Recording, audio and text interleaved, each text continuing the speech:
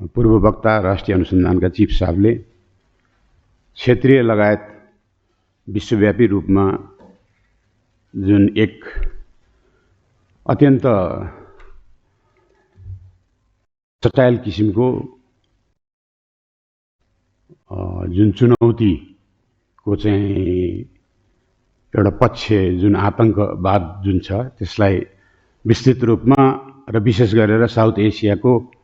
पार्टमा focus गरेर चाहिँ व्यक्त गरिदिनु भयो। त्यसको लागि म हार्दिक धन्यवाद दिन चाहन्छु र साथसाथै आज यस कार्यक्रममा मलाई सहभागीको लागि आमन्त्रण गर्नुभएको आयोजकज्यूहरुमा पनि हार्दिक धन्यवाद समेत व्यक्त गर्दछु। अब आजको यस विषयमा मलाई आफूलाई मेरो आफ्नो भ्यू पोइन्ट लागे अनुसार अब साउथ एसिया र अहिले जुन जसरी अब एउटा चाहिँ इन्टरनेसनल ग्लोबल्ली पनि टेररिजमको चाहिँ नेटवर्किङ चाहिँ भएर गएको हामीले सबैले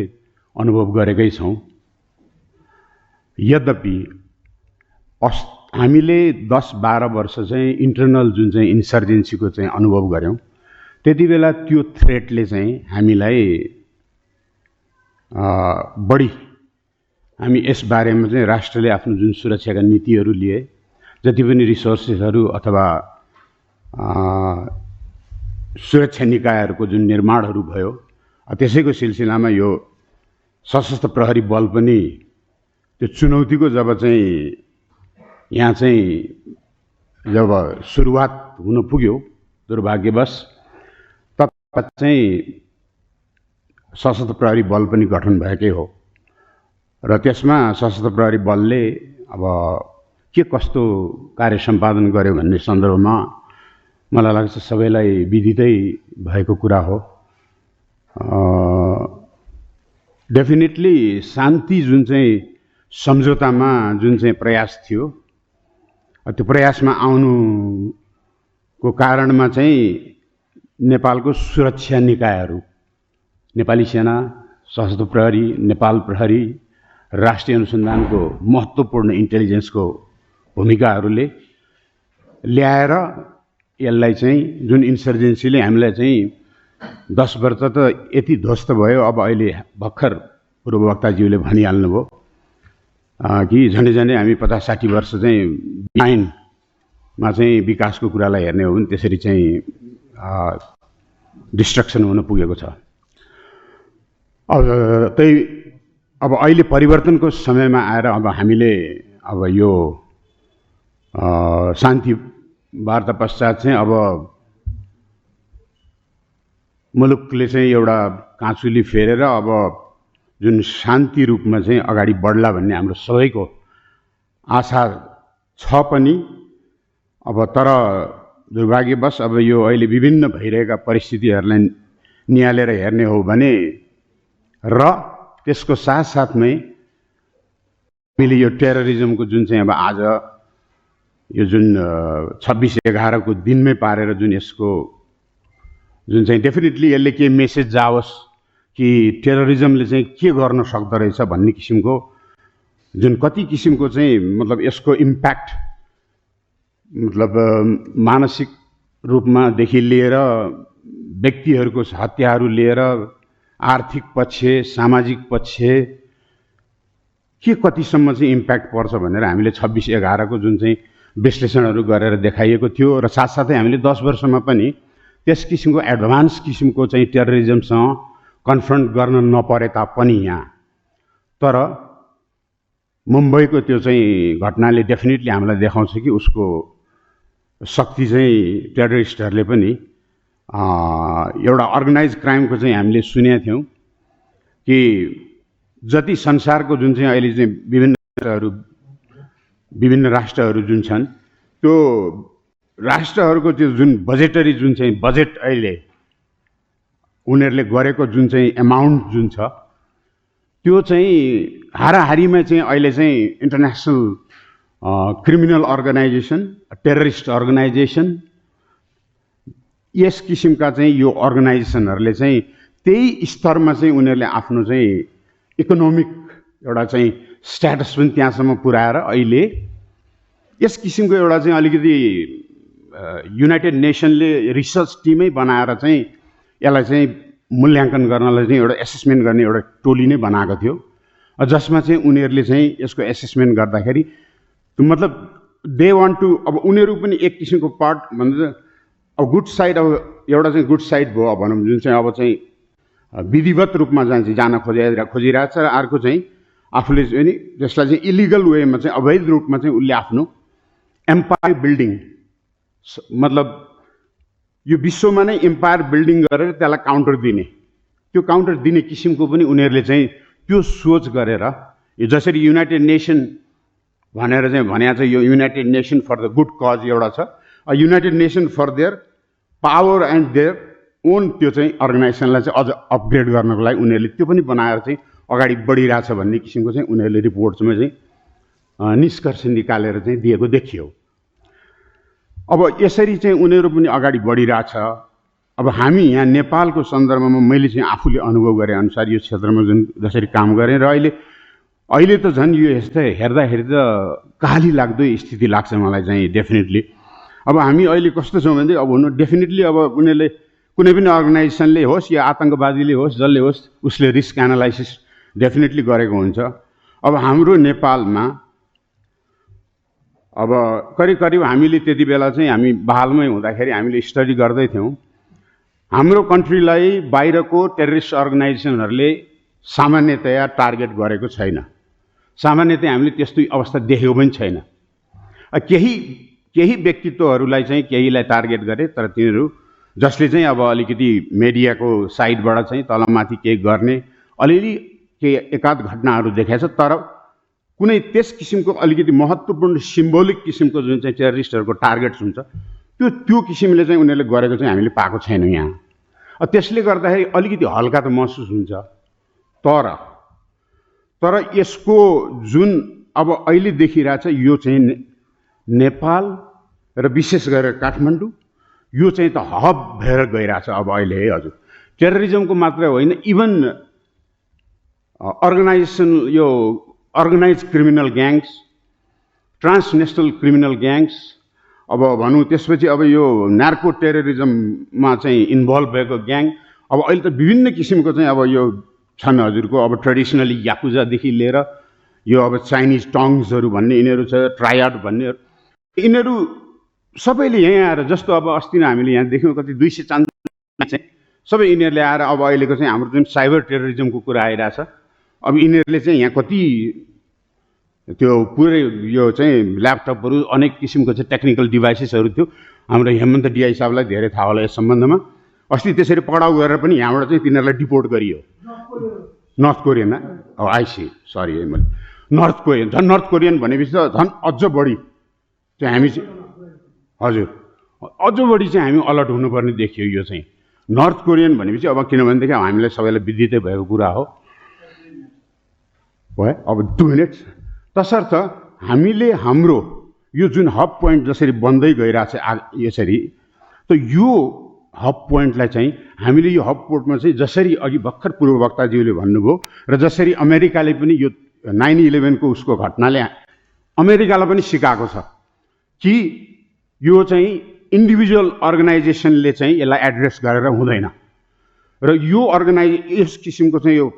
टेररिजमलाई चाहिँ मल्टी एजेन्सी एप्रोचले स्ट्राटेजी बनाएर चाहिँ मल्टी एजेन्सी नै चाहिँ यसलाई चाहिँ एड्रेस गर्यो भनेदेखि सो द्याट ग्लोबल्ली जसरी यो चाहिँ यसमा चाहिँ परिचालित हुन्छ हामीले त्यसरी सक्छौँ भनेर।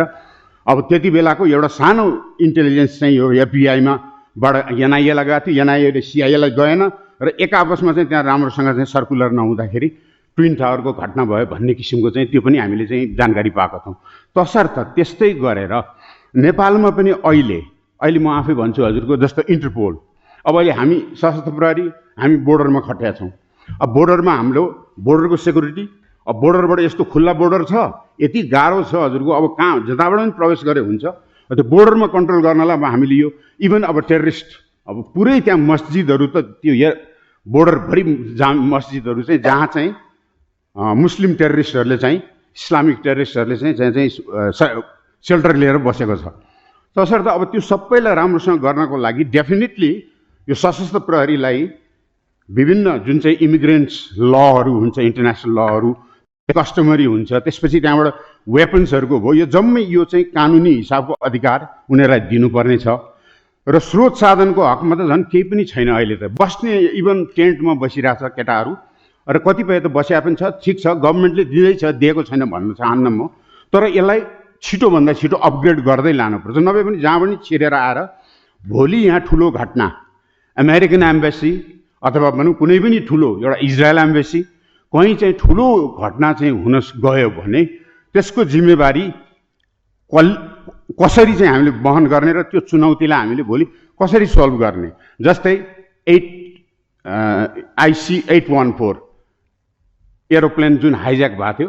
त्यो हाइज्याक चाहिँ भएको कारण के भनेर भन्दाखेरि हामीलाई इन्डियनले जहिले पनि प्रेसर दिन्छ, यो नेपालले गरेर नेपालमै आएर यहाँ सेल्टर गरेर बसेको छ, यहाँ प्लान गर्छ, किनभने हामीले फेला पारेको RDXहरू त्यो पड्काउने पेन्सिल सेन्सिल हामी त कति पक्ड्यौँ हजुरको, त उनीहरूले यहाँ आएर प्लान गर्छ, यहाँ टार्गेट गर्दैन, सबै प्लान गर्छ, छुट्टै छुट्टै लिएर गएर त्यसपछि अनि इन्डिया जान्छ, इन्डियामा गएर पड्काउँछ। तसर्थ यस किसिमको यो चाहिँ घटना नहोस् र भोलि हामी चाहिँ हाम्रो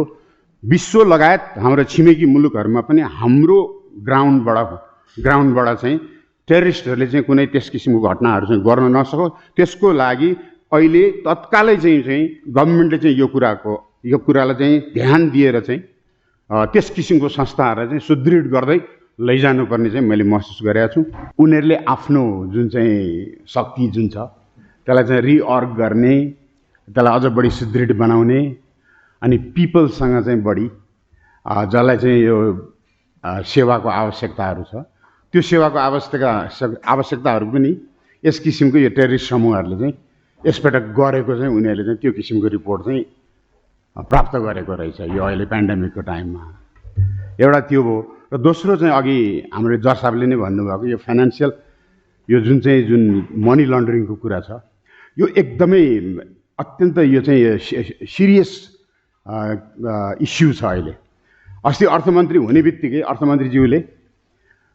जति पैसाको चाहिँ कुनै सोर्सै देखाउन नपर्ने, यहाँ नेपालमा ल्याउनु पाउने भनेको, द्याट मिन्स इट्स सिधै त्यो मनी लन्ड्रिङै हो। मनी लन्ड्रिङ किनभने कुनै पनि टेररिस्ट एक्टिभिटिजहरू जति पनि जे गरौँ भनौँ, कुनै पनि अर्गनाइजेसन रन गर्नलाई फाइनेन्सियल सपोर्ट नभई हुँदैन। त्यो पहिला फाइनेन्सियल एक्सन टास्क फोर्सले अस्ति त्यो फ्रान्सको त्यो उसले अफिसले हामी नेपाललाई चाहिँ ब्ल्याकलिस्ट गरिसकेको थियो, पछि अर्गनाइज क्राइमको चाहिँ त्यो अध्यादेश ल्याएपछि त्यसपछि चाहिँ यसबाट हामीलाई ब्ल्याकलिस्टबाट गरेको छ। अब मलाई लाग्छ यो टास्क फोर्स फेरि रिएक्टिभ हुन सक्ने चाहिँ फेरि त्यो चाहिँ अवस्था चाहिँ देखिएको छ। र अर्को चाहिँ अघि एकजना डाक्टर साहबले भन्नुभयो, होइन उहाँ नै हुनुहुन्छ डाक्टर साहब, के अरे मतलब हाम्रो यहाँ साउथ एसियामा चाहिँ एउटा कन्ट्रीमा चाहिँ कुनै इन्सिडेन्ट भयो भनेदेखि अर्को कन्ट्रीलाई चाहिँ नेबरिङ कन्ट्रीलाई चाहिँ त्यसको चाहिँ थ्रेट इम्प्याक्ट कस्तो हुन्छ र त्यसपछि चाहिँ अनि अरूले चाहिँ एक आपसमा चाहिँ कसरी चाहिँ जोइन्ट भेन्चरहरू गरिरहेछ भन्ने कुरा सन्दर्भमा अब यो चाहिँ मैले कामकै सिलसिलामा आफूले चाहिँ अनुभव गरेको थिएँ। यो धेरै वर्ष अगाडि भनौँ भयो होला, अब 15-16 वर्ष भयो होला। त्यति बेला चाहिँ ठुलै क्वान्टिटीमा एकदमै यो एडभान्स किसिमको चाहिँ यो एक्सप्लोसिभहरू चाहिँ सबै फेला परेको थियो ठुलो सुटकेसमा। अनि त्यसपछि त्यो पुरै मेड इन, अब त्यो कसरी आयो भन्दाखेरि जब चाहिँ रसियनलाई चाहिँ अमेरिकनहरू जम्मै तालिबानहरू मिलेर चाहिँ पछि बिन लादेनहरू मिलेर चाहिँ लहटे नि हो, त्यति बेला आएको चाहिँ सबै खजाना रहेछ त्यो चाहिँ भनौँ उनीहरूलाई सपोर्ट गरेको। अनि पछि चाहिँ फेरि रसियनहरू त्यहाँ गइसकेपछि यहाँ चाहिँ बिक्री गऱ्यो नि ब्ल्याकमा मार्केटहरूमा। त त्यो चाहिँ अब त्यस्तै मेड इन युएसएहरूको त्यो TNT पनि ठुल्ठुलो एकदमै एडभान्स किसिमको त त्यो आएको थियो। अब यो इन्फर्मेसन इन्टेलिजेन्स चाहिँ सर्टन कन्ट्रीहरूले सेयर गर्यो, हामी नेपालीलाई मोबिलाइज गर्यो। अब किनभने हामीले नै अब गर्ने हो भनेर यहाँको, किनभने हामीले नै गर्नु पर्ने, त्यो मोबिलाइज गर्दाखेरि त्यो फेला परेको थियो र त्यसको बारेमा चाहिँ इन्भेस्टिगेसन गर्दै गयौँ। अब हामीसँग त अब अघि नै भन्यो नि हाम्रो चाहिँ इन्टेलिजेन्स के छ र यहाँ खासै त्यस्तो केही छैन। तर पछि गएर चाहिँ यो